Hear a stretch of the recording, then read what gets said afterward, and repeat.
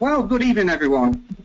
This is Adam Smith with CAF headquarters in Dallas, Texas, and it's my great pleasure to welcome you to our webinar this evening. I'm just going to run through a few housekeeping items before we get the main program started.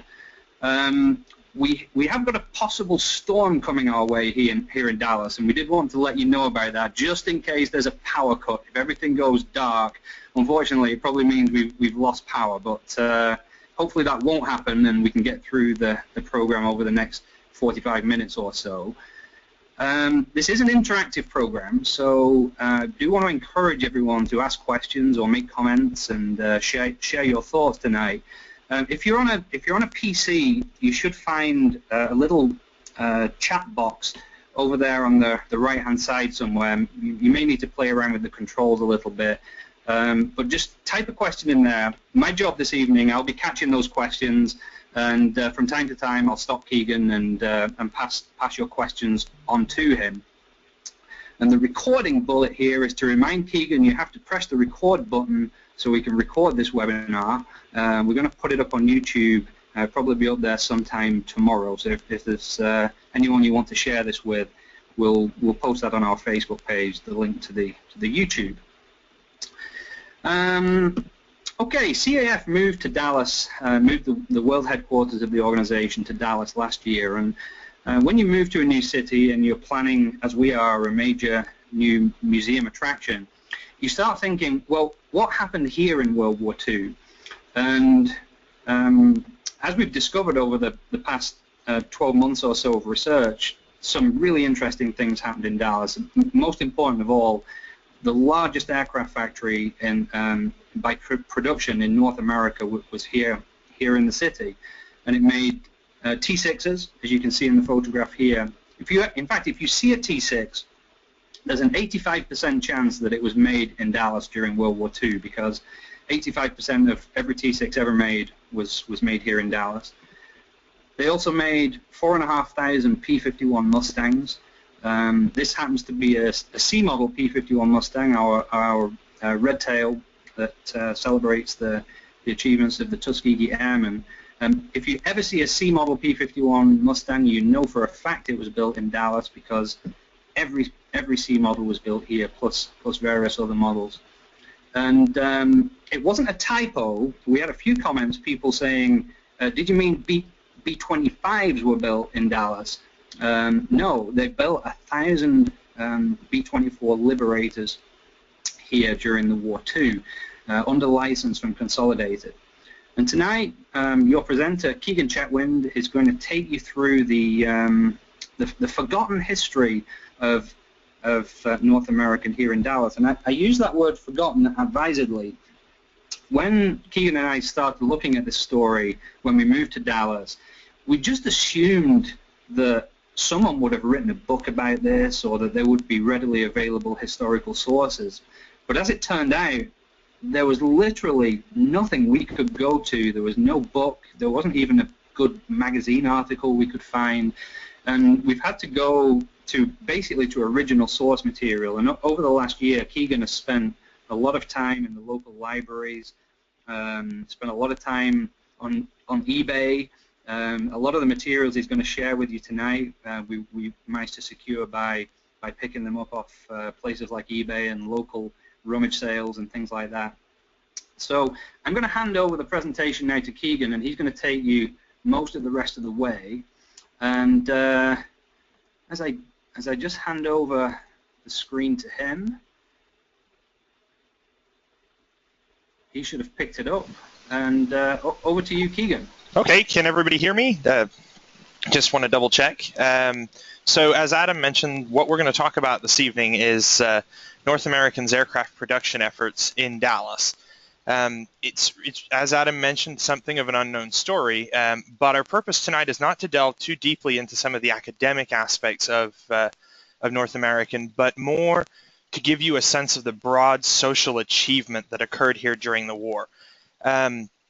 You'll see this slogan that's become the title of the presentation throughout, from plane to planes. This was the brainchild of North American's own marketing. They were quite proud to have achieved what they did, and you'll see that as we go through the presentation. So First off, we kind of have to establish, what causes this situation where a factory is built here in Dallas on this scale. And it really comes down to Roosevelt in his expectation for what would await the United States during a potential future war. In May 1940, May 16th to be specific, Roosevelt delivers a speech called the 50,000 Planes speech. And in that speech, he basically spurs an aircraft industry that is relatively small into action.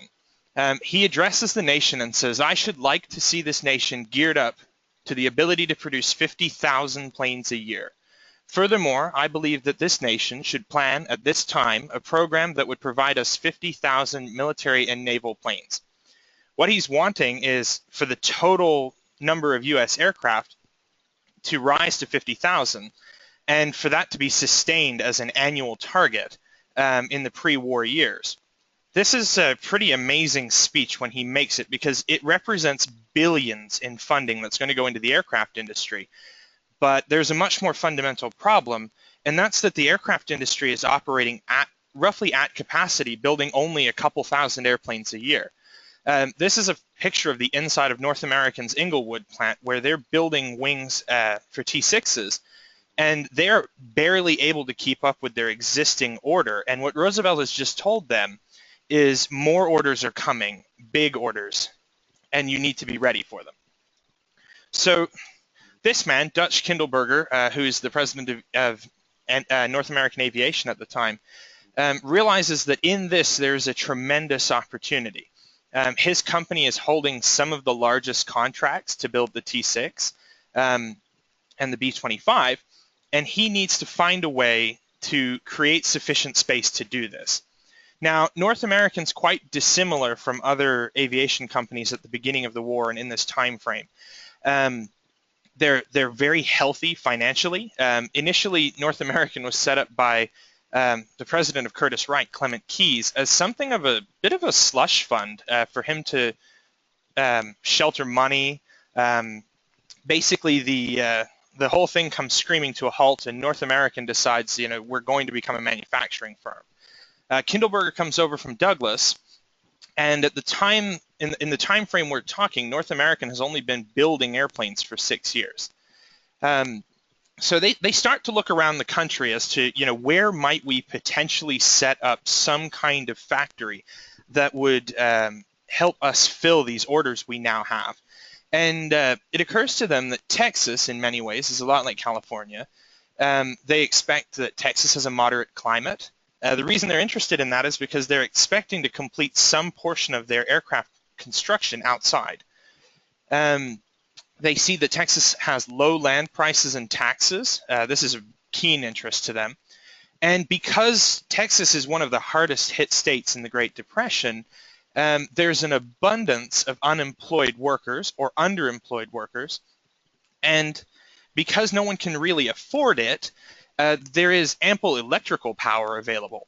In fact, Mountain Creek Lake, which we'll see in some of the photographs of the plant later, was actually an artificial lake built as a cooling reserve for a power plant that was built just on the other side of the lake from the factory. So North American is pretty convinced that Texas is a good place to build, and they begin to look more specifically at where in Texas. They zero in on North Texas because it has tremendous access to roads and railways, and they feel that this is a good spot. Now, Kindleberger is a very astute businessman, and he has an awareness that Consolidated is investigating Texas for a plant as well.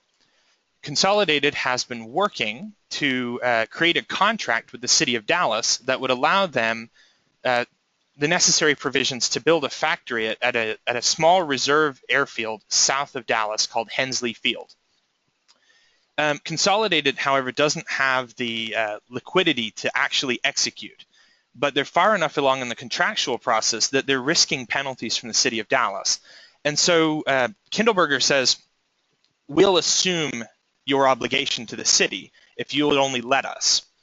And so Consolidated decides that's the right thing to do. They back out and they put North American into the relationship with the city of Dallas. North American then begins to negotiate and tells the city, as long as you agree to lengthen the runways at Hensley, we'll move in. and they request permission from the War Department to have access in perpetuity to that field. So both of those requests are granted, with the city of Dallas actually pulling construction equipment off of another project, dam building in the region, to come and lengthen those runways. So naturally, you might wonder what the city of Dallas was hoping to get out of this. Woodall Rogers was very convinced that having a modern aviation production plant was the right thing for the city. He's worried that oil is still somewhat stalled in the region. Agriculture is still in the pits after the Depression. And his expectation is that a strong manufacturing sector is the answer to this.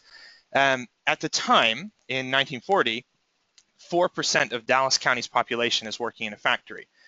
What North American has drawn up on the table as a potential factory that they're going to build would raise that to 8% in the first year.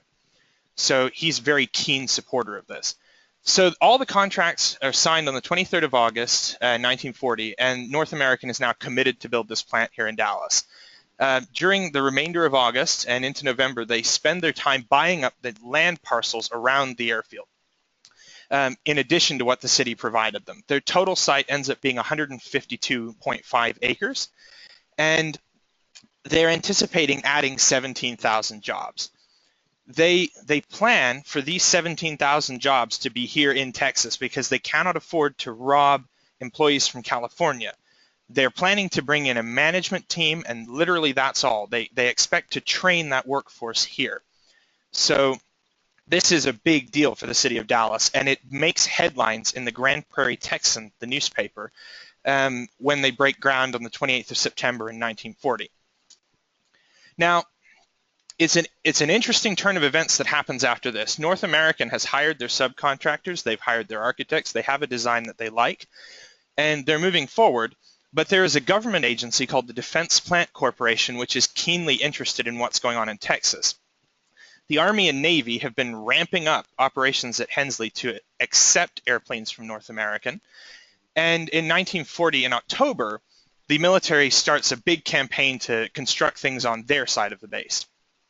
The field gets reassigned to the Navy and becomes NAS Dallas, but now the DPC is looking at a situation where there's a massive aircraft factory centrally located in the country, away from the coastlines where it could potentially be attacked by the enemies, and it's already adjacent to a base that has been selected for strategic expansion.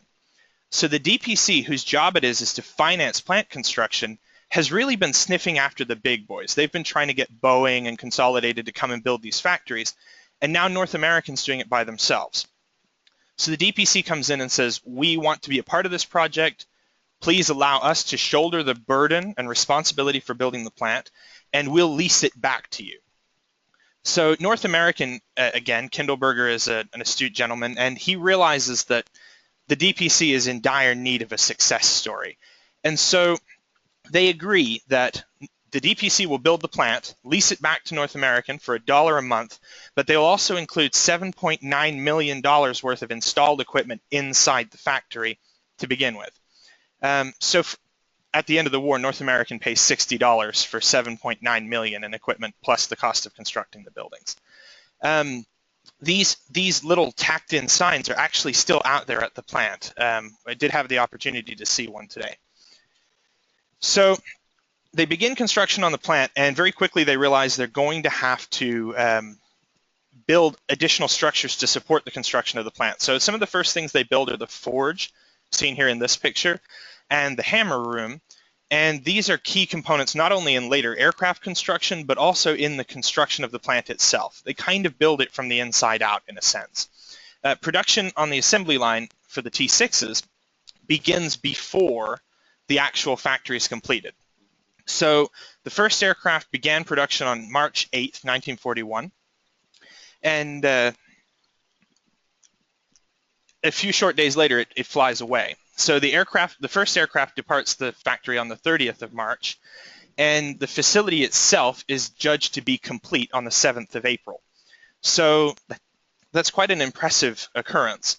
Now, we're looking at the initial factory. This is what they call Plant A. It's over 900,000 square feet. North American's own materials reference it at 1 million. But you can see the position of NAS Dallas, or what was Hensley Field North, and you can see the adjacency that North American had been looking for. Now, this plant is the first in the country to feature exclusively artificial lighting. It's designed for wartime operation. It's designed to maintain blackout conditions. And so the traditional skylights that were found in manufacturing centers in the United States are not in this building. It's all artificially lit. There are also no windows, even just in the administrative sections of the building. Perhaps the biggest triumph here, though, is that this building is air conditioned. And that is an incredible feat in 1941 to air condition 1 million square feet of indoor assembly line. So this is an ad here that was run in Life magazine in 1941 by North American to sort of pat themselves on the back for what they had achieved. That plant, that massive 1 million square foot plant, had actually been built in 120 days. If you look in the source material, it does describe a bizarre situation where they had almost 100 days of rain impeding their construction efforts. They had anticipated to be finished with the factory sooner than they actually were. But to build with teamwork is the North American way, after all. So we're going to talk briefly about what they're building here at this plant. And you can see this photograph was actually taken when the first batch of T6s went out flying from the North American plant. This is over North Texas. This was taken by a member of their photographic department who was employed at the factory throughout the war. This is the T6 assembly line inside that 900,000 square foot building. And they did borrow some key developments from the automobile industry in the mass production of the T6. They had a chain system in the floor that would pull them along as the sub-assemblies were bolted on. Really quite a modern way to construct airplanes. You can see here they're raising the wings into position and attaching the engine. Now, this is actually a photo taken out the back of the plant. This building to the right that you can see was added as a storage shed for the T6s that would be built while the Army was unable to accept them right away. The factory was tooled to produce 325 Texans a month, and it took approximately 15 days from start to finish on each airplane, and that meant that they sometimes had more than the Army had pilots to come and collect them. The building on the right has a 300-foot wide door. You can fit a lot of T6s in there. At the time that it was built, it was a big deal because people in Texas could scarcely believe that a 300-foot span could be achieved to build a door. And it was one of the biggest doors around at the time. So this shows basically standing in the door of that building looking back at the factory. Another considerably large door that raises up as one piece. It's a bifold door in a sense, and that leads into the T6 assembly line. Now, if you're keen and carefully paying attention to these pictures, you'll notice that both Army and Navy airplanes are shown here. North American diverted all of their contracts to build those aircraft to Dallas just as soon as it was able to receive them. From the spring of 1942 onwards, no T6s are built anywhere else. So Adam's statistic he gave earlier was only 2 percentage points off. It's 83% of all T6s ever produced were built here in Dallas. So they also built Mustangs, and by definition, a C-model Mustang is a Mustang built in Dallas. This is one of the rare color images that appears to depict one of the C-model Mustangs awaiting delivery at North American in Dallas. This kind of grainy photo depicts part of the production line for those Mustangs, which was staged simultaneously with the T6 line. So while there's over 300 T6s being produced a month, 250 Mustangs are also coming out of the factory. So this is quite an impressive feat. In fact, North American in Dallas is instrumental in driving the production cost price down for the Mustang, and also the number of man-hours taken to build one. They had a lot of initiatives here that would allow employees to offer suggestions as to how to streamline this production process to get these airplanes out quicker. One of the ones I was able to locate, research, and read about was a process by which time was saved by not marking the location of ribs on fabric structures, because it would save a couple hours if you simply put a light inside where the ribs were. and the shadow revealed the location of all the internal structure. This is a C model Mustang preparing to depart the factory. Here's a couple others seen out on the ramp that sort of faces towards the CAF's home here in Dallas. This D model, or this is a C as well, but they did also build D models here. The suffix you would look for in the materials is -NT, indicates that they were built in North Texas. There is a legend among the employees here at the plant that the curvature of the dome that was characteristic on the D was actually developed here in Dallas by local employees who helped respond to the call to solve the problem about visual distortion out of the bubble. And as Adam said, it wasn't a typo when we mentioned that B-24s were built here. They absolutely were. Curiously, North American elected not to build B-25s here, probably because they were more than meeting the military's demand with their Kansas City operations. So the Liberators were built here starting in 1943.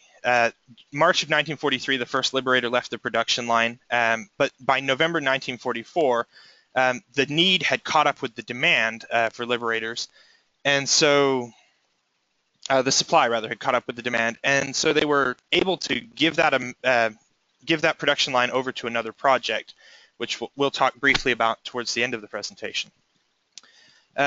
Actually, this airplane that we're looking at was known as Sky's the Limit. She was the last Liberator built at North American in Dallas and was signed by all the employees. You'll get a chance to see her nose art a little later in the presentation. This is the production line showing the Liberators. 966 of them were built during that time frame. Obviously, things were very congested. They were building 2 Liberators abreast in this one indoor space. Now, you might wonder, where did they have the space to do all of this while actively building T6s and also building P-51s at the same time? What they did was they built a second plant. So North American had sort of enjoyed its relationship with the DPC when they built the initial plant. They were allowed to retain their architects, their subcontractors. It was all part of the negotiation. After Pearl Harbor, though, when the war is heating up and the need is real to get these Liberators out there in the field, the DPC comes back to North American and says, you have underutilized land, you have tremendous success with the programs you're working on, you must build Liberators as well. North American says, well, we don't have the space. And the DPC proceeds to build a 1.4 million square foot plant known as Plant B right across the street from Plant A, so that the same management team can run both plants. So you're looking at Liberators fuselage sections lined up inside the building. This is the clear span door at the end that allowed for 2 Liberators to come out through the door, theoretically abreast. You can see that as this finished Liberator is rolling out, on the right, the wing assemblies, which represent the first constructed components, are going together, heading in the opposite direction. This is some of the Liberators outside awaiting delivery with a bunch of the T6s later in the war. If you see here, this illustration depicts Plant A to the top left and Plant B at the time when it's proposed to the bottom right. This gives you a sense of the scale that was achieved with these structures. Something else interesting they did here was they had a propensity to produce what were called presentation Mustangs. These were airplanes that were purchased by local community groups to add to the war effort. This particular one was purchased by a chapter of the B'nai B'rith Jewish Fellowship Organization at a cost of about $50,000. This nose art often would make it into the field, but then would be painted over by those in the field doing their own artwork or their squadron markings and so on. But you can see there are dozens of T6s lined up behind it simultaneously. So this is a publicity shot from North American in Dallas that shows the different nations that are receiving aircraft from this factory.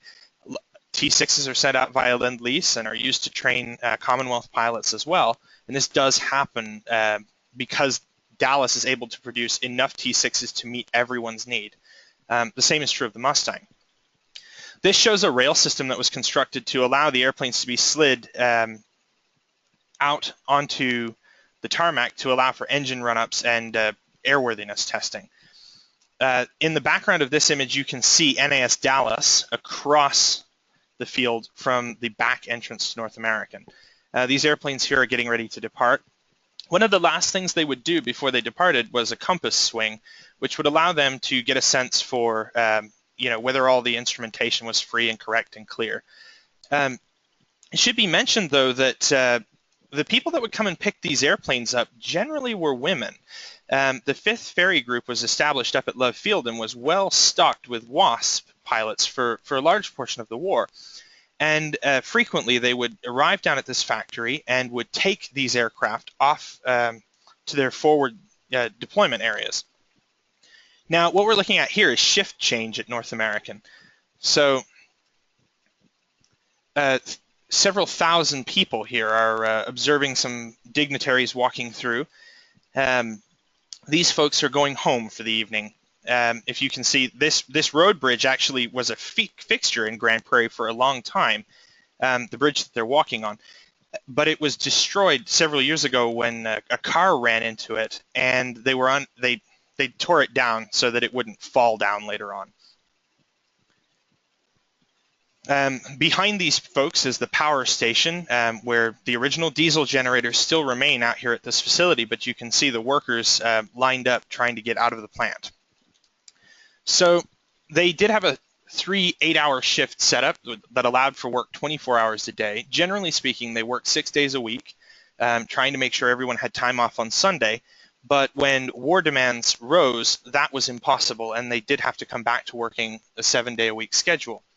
North American in Dallas is one of the only places where fighters, trainers, and bombers are built alongside one another. So I want to take a minute and sort of talk about who built these things, because this is an incredible part of the story. The draft and volunteering after Pearl Harbor meant that 750,000 men from Texas went off to serve over the course of the war. And it became very challenging to find folks to come to work in the factory. North American was somewhat out ahead of the curve in terms of hiring women, hiring men who were above the age of the draft, hiring young men before the draft would take them, and also in hiring African Americans, Hispanics, and even the Choctaw. There's a famous ad in one of North American's magazines, internal company magazines, that demonstrates the Choctaw on the modern warpath. Now, it should be mentioned that segregation was the law of the land in Texas at the time, but not inside an aircraft factory. There was a federal mandate which prohibited this. So African Americans were allowed to work on the production line just as everyone else did. This has huge implications for the social situation in Dallas afterwards. This photo was actually sent to us today by a gentleman who's attending this webinar right now, named C.B. Rice. This is actually, the lady on the top right, Miss Savannah Everett, is his aunt's mother, and this was one of her friends who also worked at North American Dallas, having her picture made in front of one of the Mustangs she helped rivet together. So it's actually an interesting thing. The bulk of the pictures that remain of North American Dallas are these images. The little number in the bottom right was to tell the company photographer who was in the image so that they could get a copy of it afterwards. This was done at an open house that was held where employees could bring their families to see what they had done. This lady right here was photographed for a North American publication because she had invented a safety device which made this machine safer to operate and less likely to catch your hands in it. This young man here was photographed helping a man who is almost 60 years old build aircraft components. The young man is 16. He's going to leave to fight the war next year, and he'll invariably end up observing North American's products in the field, having built them. This lady right here is one of the few color images that survives from inside the Dallas plant. Her name is Sarah Jaycox, and she wasn't a Rosie the Riveter. They were known as plainswomen to the North American employees. And so she is a Dallas plainswoman who had been a dance teacher before the war, and she's building airplanes while her husband flies for the Eagle Squadron, which is quite interesting. So In 1941, North Americans' female workforce is less than 10%, but it skyrockets. By 1943, they're at almost 60%, with a national average in aircraft factories ranging between 31 and 39%. They did a survey at the North American plant in Dallas where they asked 4,000 of the women, they asked their female employees, what did you do before the war? What do you intend to do after the war? And 4,000 of the respondents, which amounts to 30% of the survey, explained that they were housewives working to get their husbands home sooner, and that they had no prior career or expectation of a future one to come from North American or anyone else. So where did they get the skill set necessary to build airplanes? It's a primarily agricultural town beforehand. North American actually establishes something they call the War School. It's located at 2222 Ross Avenue in downtown Dallas. It runs 24/7 classes for 3,000 students at a time. And when the school closes in 1944, students had collectively studied 40 subjects and a total of about 6.5 million hours. Their approximate course load was assessed as equivalent to an SMU course load at the time. So these women were photographed learning the skills necessary to build these airplanes at North American in Dallas. This is representative of another curious problem that North American had to solve. When they move into town, Grand Prairie, the small town adjacent to the factory, has only 2,000 people living there. With the boom in population, in a single year, Grand Prairie now has 16,339 residents, and they don't really have a winning solution as to how to house these folks. So North American gets in touch with the Defense Plant Corporation and says, we must house these people. And the government decides that, yes, we should build a defense housing colony. North American says, how about we call it something fun, like Avion Village? And so the plan is to build 300 homes in as quick a time period as possible. Construction contractors are brought from all over Texas, and it's explained to them that they're going to be building prefabricated houses. The space they have in which they are allowed to prefabricate those parts are actually the circus tents seen here in the middle of the screen.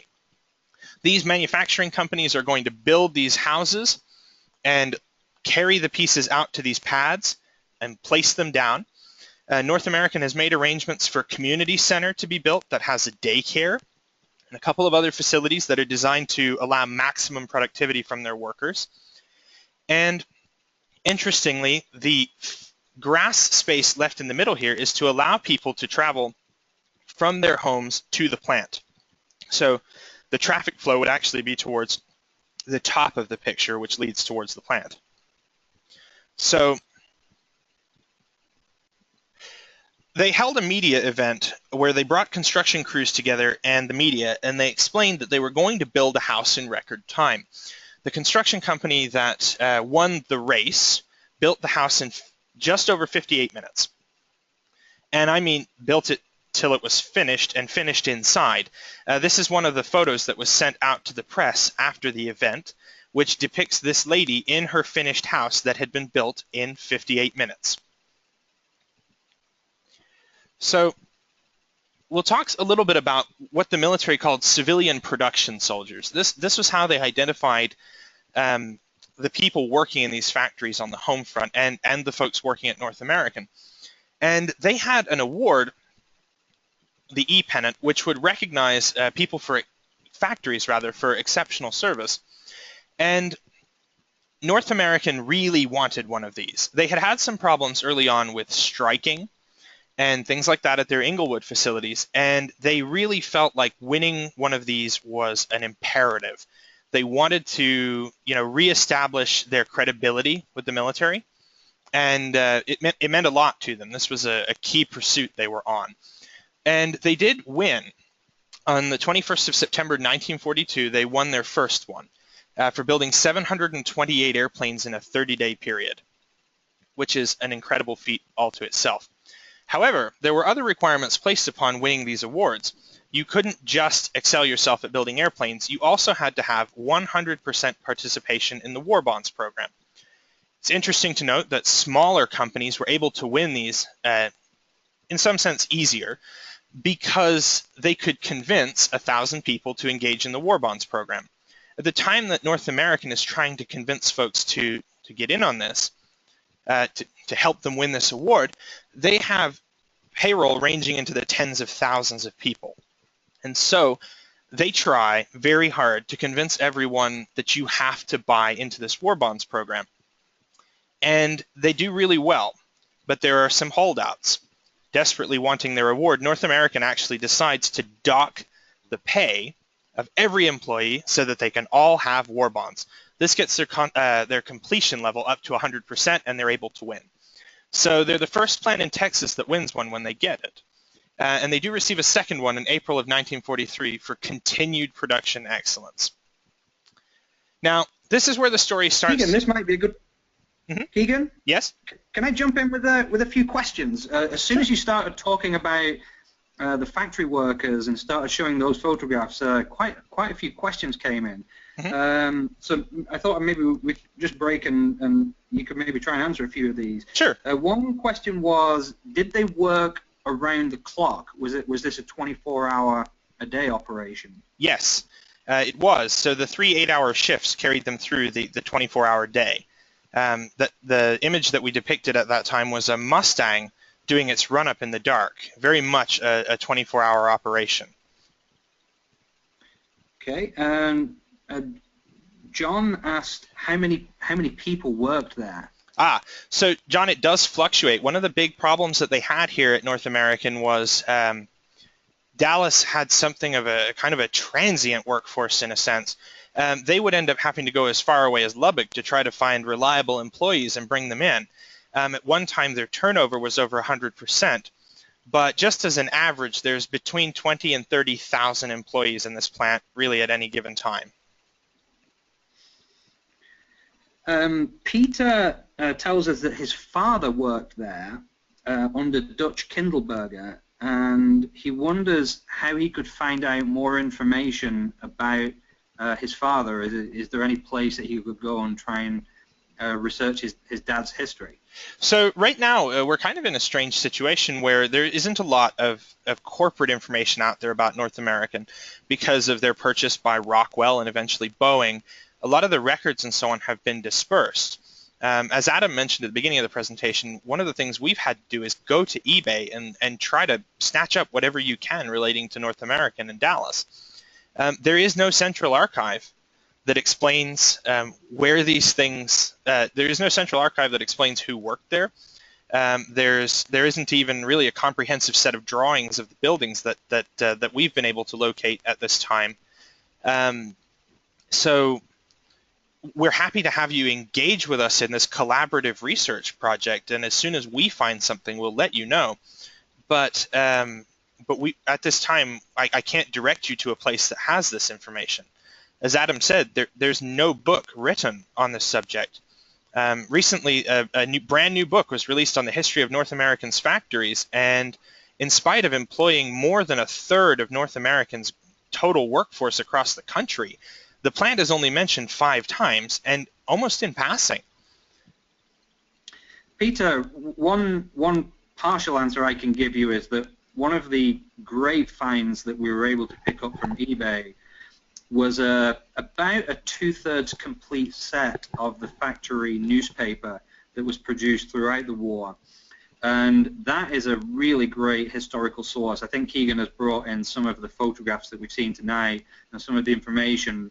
It's sort of I think it was a monthly newsletter they did, quite well produced, and there's a lot of information in there about what day-to-day life was like, and how the management communicated with the workforce and how it's all related to their understanding of the war effort and things like that. So we do have those, and we'd be very, very pleased to share them with you if you. Yeah, we're actually gonna see one at the end of the presentation just to give you a sense of the kinds of things that were in there.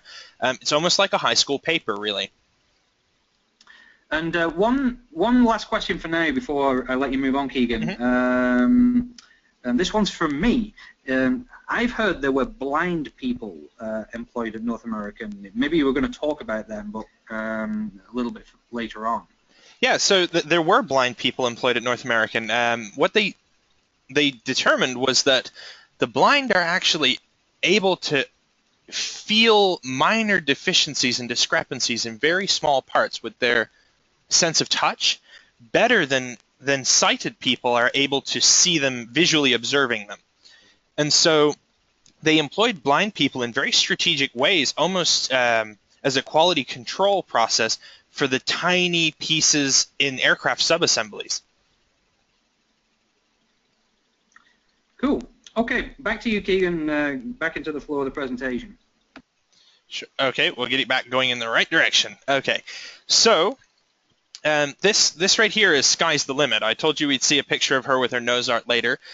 This is when it all starts to kind of come unglued. So at a time when there's about 34,000 people working in the plant, you know, peak efficiency, they're churning out Liberators, there's Mustangs, there's T6s, everything is flying away from here. It becomes apparent that the war will actually end, and soon. North Americans kind of concerned about this. Like many of the other aircraft manufacturers, they really haven't thought too much about a sustainable operation in the post-war world. They're going to win the war, and they're concerned that they haven't got a plan in place for how to not even win the peace, but just exist in peace. And so contracts for B-24s are being canceled. North American is no longer needed as part of the Liberator production pool. And in November of 1944, this last Liberator rolls out. All the employees sign it, and it's an emotional day for everyone. North American has a plan, though, for a gradual reduction in force. They've stopped training people at the war school. They've stopped accepting new employees. And they're hoping that, given that the war likely will not end until partway through 1946 at least, this will allow them a gradual opportunity to reduce their operation to something sustainable. Their expectation is that their parent, General Motors, will possibly come in and build cars here, or they might even get the opportunity to continue aircraft production, and they're looking at types that will be useful to the military in the coming years. Particularly, Fairchild's C-82 design appeals because there is an immediate need for it in an expectation of the invasion of Japan. And it's something that is on the scale of what the employees in the B-24 plant have been building. For the time being, there's no expectation that T6 production will shut down, so they're really just looking to fill up Plant B. This is one of the C-82s actually built in Dallas, one of the N models. There are only 3 that ever existed, and only 1 was completed in time for war's end. But they were painted green, which sort of makes them distinct from the silver units that were being built at other factories. This one is seen here flying over North Texas. So as this gradual drawdown is going into effect, something remarkable happens. The atomic bombs are dropped and the war ends, and North American goes into panic mode. They now have mass cancellation of contracts, more employees on the payroll than they can conceivably pay, and so they have to do something quick. They send all the employees home. They say, all of you, you fought so hard to build all of these war-winning implements. Go home and be with your families and celebrate this incredible achievement that you have done here. And North American immediately sends letters to half of their 34,000 employees saying, don't come back. There isn't a job here for you anymore. The remaining 17,000 are told, come back to the factory, but only long enough to shut it down. You'll be here for 15 days. We thank you for all that you've done, but with the contract cancellations, we actually can't have you here anymore. Even the order for 1,000 C-82s is canceled, leaving 977 airframes just canceled, gone. They weren't in various stages of completion at that time. There was only the 3. So this is an incredible thing. If you think about it, 34,000 people becoming jobless in 15 days is tremendous impact on a population the size of Dallas County. To give you some numbers that go along with that, though, the impact was very, very real. Annual sales in Dallas's total manufacturing sector were just about $350 million a year. North American represents 236 million of that. Annual wages at North American total 10.5 million. All of the rest of Dallas is only 15.5. So even though the employees held no strikes, they built record numbers of airplanes, they were more productive than their Axis counterpart pound for pound, and also plant for plant and person for person. They're all let out the back door, basically. These people outproduced the nation of Italy during the war and were unceremoniously thanked for having done this and sent back home to spend time with their families. So I'll just let that soak for a minute, the tremendous impact that this had. So they built 12,967 T6s. That's 83% of all of them. They built 4,851 P-51s. That is 30%-ish of all the Mustangs. And they built 966 B-24s. That totals to more flyaway units than any other United States plant. And they built spare parts and subassemblies totaling to thousands of additional planes. And because Dallas is such a progressive place, these people left this place of employment. In the remaining 15 days, they got the last few airplanes ready for flight. They put all of North American stuff on train cars headed for California, and they cleaned the plant so that the government would inherit a clean and usable facility. And those people left there, and they went off into the community, and their wartime experiences shaped the city of Dallas as we know it today. But in a single lifetime, it's been forgotten. We all in the warbird community know that Mustangs were built in Dallas. There's some part of the collective consciousness that knows T6s are built in Dallas. But very few of us realize the scale of what was done here. Millions of square feet of indoor air-conditioned assembly lines with tens of thousands of people dedicated to shortening the war. If Willow Run is a candidate for being the arsenal of democracy, I would ask why Dallas isn't.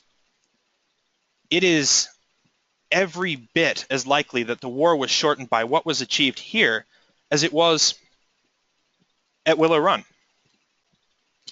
So they united different backgrounds, different communities, people from Dallas came together, and they accomplished this incredible thing, and they've been forgotten. There is no book you can pick up and read about this.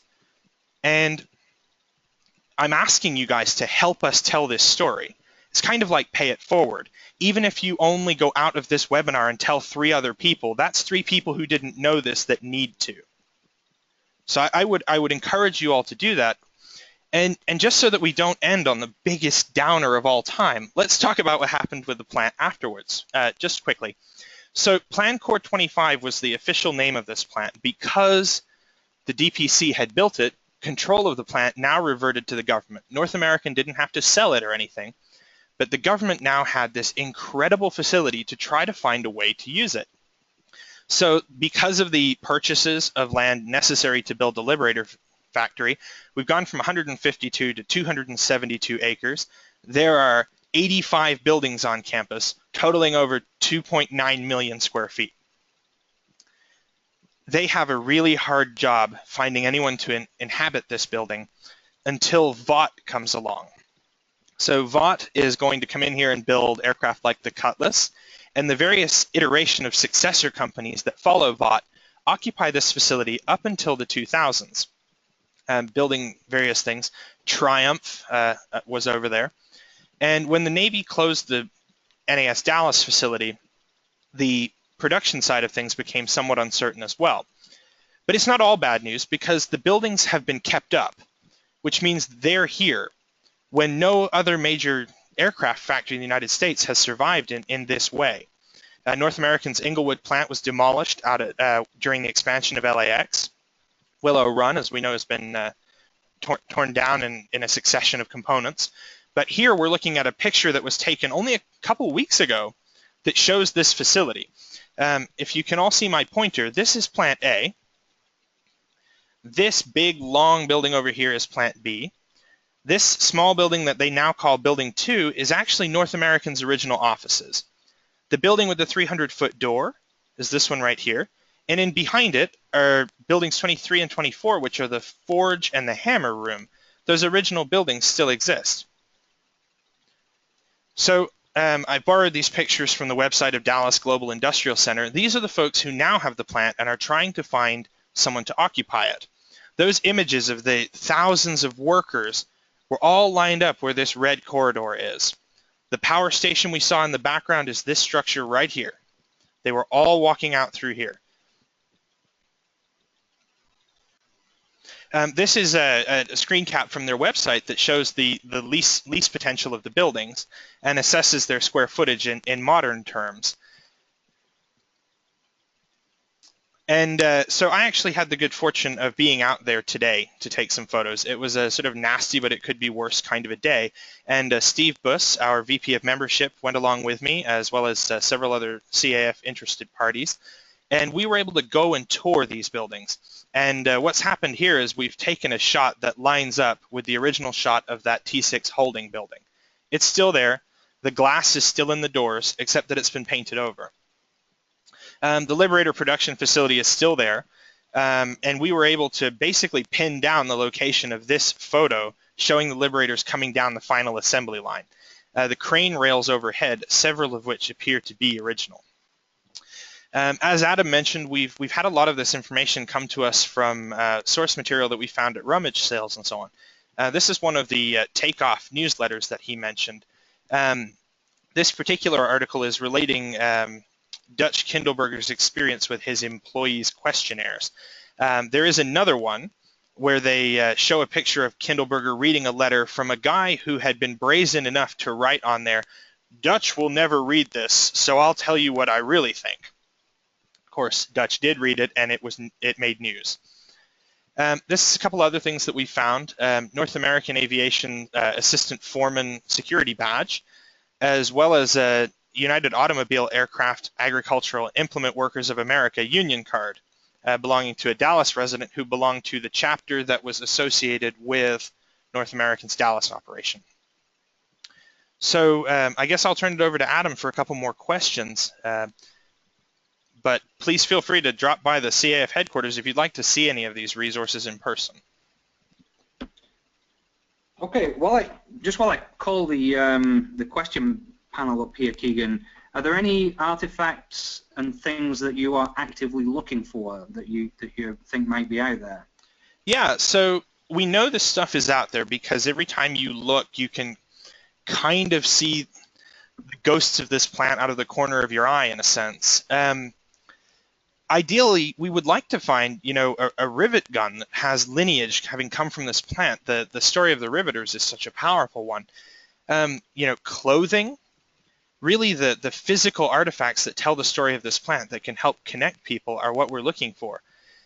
We're fortunate in that we have the airplanes that tell this story represented in the CAF collection, but we need the personal effects of those people that worked there.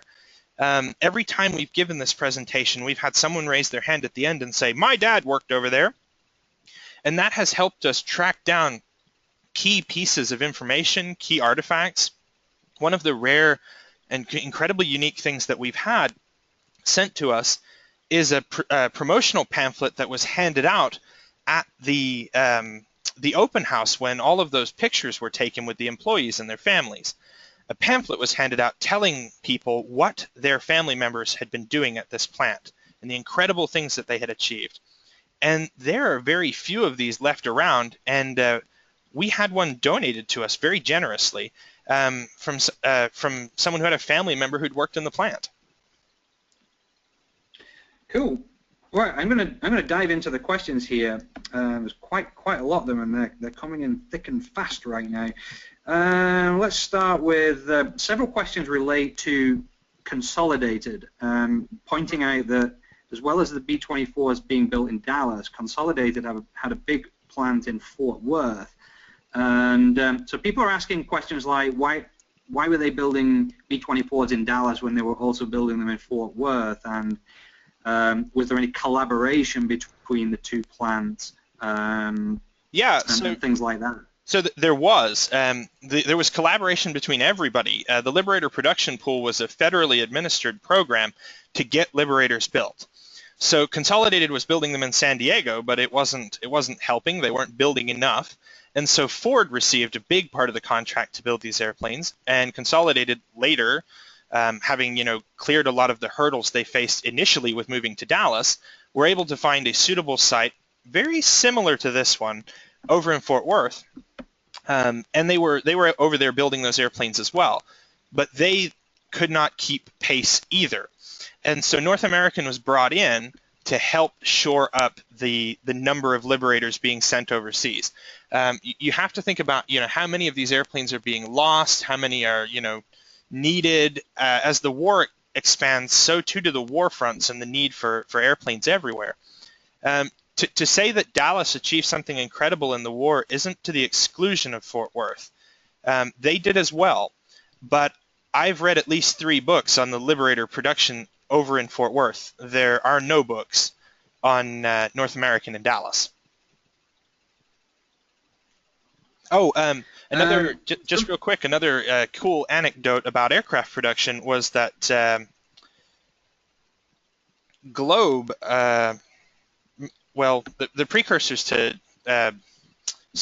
Globe built AT-10s in Fort Worth as well, at what is now Billy Bob's Honky Tonk. If you go in there, at one time that building was being used to build fuselages and wing sections for fabric-covered trainers. They were then sent by train north of Fort Worth, where they were finally assembled and flown. But there is quite a robust piece of evidence that suggests there was aircraft building going on inside Billy Bob's Honky Tonk at one time.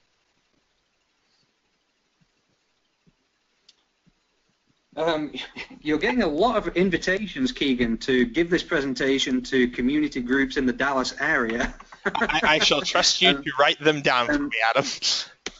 And more than one person has made the observation that you need to write the book that doesn't exist yet.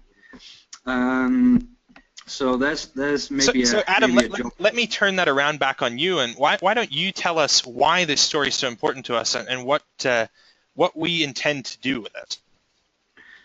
Well, actually, one of the questions from Henry is, where is the new CAF headquarters? It is at Dallas Executive Airport, which is on the south side of the city, known to local people as Redbird Airport. This year we have moved the administrative headquarters of the CAF into an office building and a hangar on the airfield there. And over the next several years, we're going to fundraise for and build a major museum there. And the reason that this story is very important to us, I think, is that, well, a long time ago, I went to museum school back in Scotland, and one of the things they taught to us about was a concept called truth to locality. And what that concept is that what happened in a place is very deep and very resonant. And if you're trying to tell a historical story, such as we are, as an organization, we're trying to tell the story of aviation in World War II. But if we can relate that to what happened here in Dallas, it makes it so much stronger. So as soon as we started to discover this fact that 3 of the most important airplanes in all the theaters of the war were built here in Dallas, the airplane that trained pretty much every combat pilot in World War II, and the Mustang, the most famous fighter of the war, the B-24, the most produced airplane in American history. We realized this was a very, very strong story that we will be rooting a lot of our work at the new CAF headquarters in.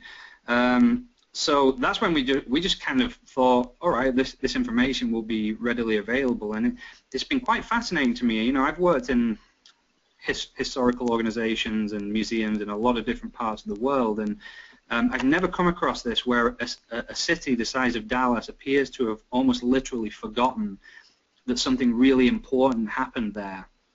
And so we are, you probably noticed Keegan got a little bit emotional towards the end of his presentation, and that was his passion coming out, that, you know, to make sure that this story is not just preserved, but is a little bit better told and understood.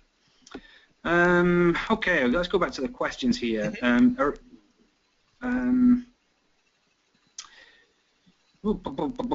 Several people have asked, will this be rebroadcast? And you might have missed me mentioning that at the beginning. Yes, we've recorded the presentation tonight.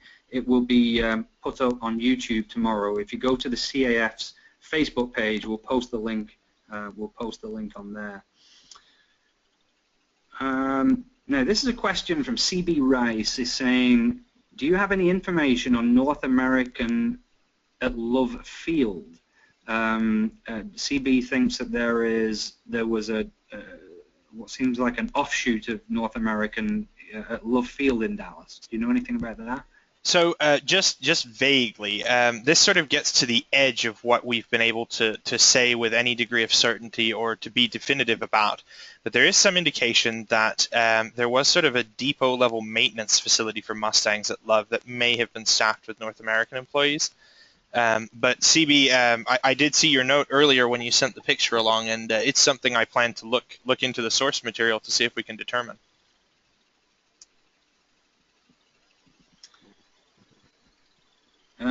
My friend Jim Cunningham is asking, are we going to digitize all this material to make it available and discovering online? Hello, Jim. Jim, that is our expectation. If you're volunteering, I've got a couch here that you can stay on, and you can come to Dallas and you can help me with it. Right now, we need some sort of volunteer muscle to get in here and help us with a digitization project like that. I should mention that something else that we need help with is to tease these stories out.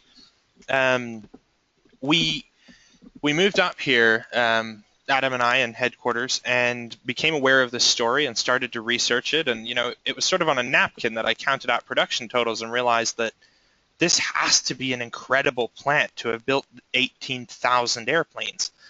And so I drove over to Grand Prairie just to see. And I realized, okay, I'm looking at the physical plant building here. Gee, I wonder where everyone lived. And stumbled into Avion Village that is also still there. People are still living in it. And having visited their community center, which was built by North American for the daycare, which is still there, I talked to the folks inside and I said, this is going to seem odd, but is there anyone still living here that moved in 1942? And I was told, much, you know, to my regret, that 6 weeks earlier the last one had passed. We were that close to having the definitive story of, you know, what it was to live in Avion Village during the war. You know, we don't just need volunteers to take an interest in sharing this story. We need volunteers to take an interest in helping us find this story and to find the leads and to go and visit with the folks that remember this plant. Adam and I met a gentleman the other day who played in the high school band that opened the factory way back there in the spring of spring of 41 rather. So anyone who's interested in helping us with this, our need is real, and the need to do this in an expedient way is also very real.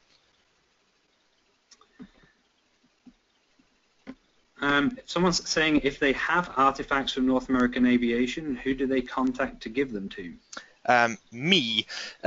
You can contact the Commemorative Air Force out at our Dallas location. Alternatively, when you registered, you should have had my email address. Adam, can we post that in chat there? I will put Keegan's email address. I will send this as a little message to everybody in the next couple of seconds. Okay. The email really will be the best way. As Adam mentioned earlier, I've been spending a lot of my time lately at local libraries. So email will let me get to that once I leave those libraries. Okay, I just broadcast Keegan's email address. You can contact him personally there. By the way, there's no way we're going to answer all the questions. There's probably 24 that we still haven't answered. Keegan and I will go through them. We've got your email address, and we'll go through all the questions. And anybody that doesn't get a verbal answer tonight, we'll try and get back to you via email. A couple of questions are: if I go there today, what will I, can I go and visit this place? What can I see? Are there historical markers, etc.? The great tragedy is you can go there. You can drive down Jefferson in Grand Prairie. You can look out your car window and you can see it, but you are not allowed in. Do not go in. The buildings are privately owned, and special arrangements have to be made to access them. There is a VOT retirees group out there that, they do tell some of the story of the post-war developments at the factory, but again, not for public accessibility. If you would like to go see a historical marker, there is one for Avion Village. It is in by the community center. And if you drive through the village onto the private roadway, you can see there is a historical marker there. But it deals specifically with the construction of the village itself.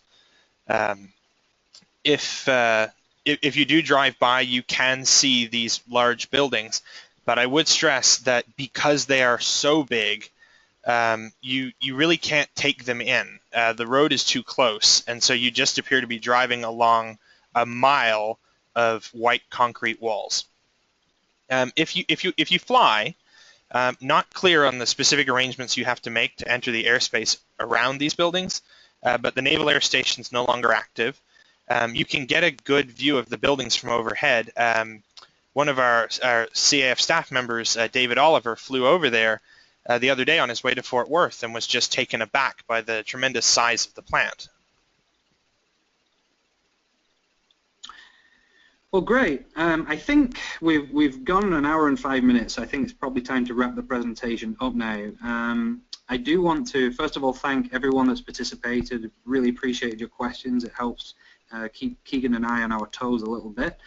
So thanks for all those. Got a note here from Mo Aguiari, who runs our Facebook page, and he's telling me that over the next few days he can post some of these great images that you've seen tonight.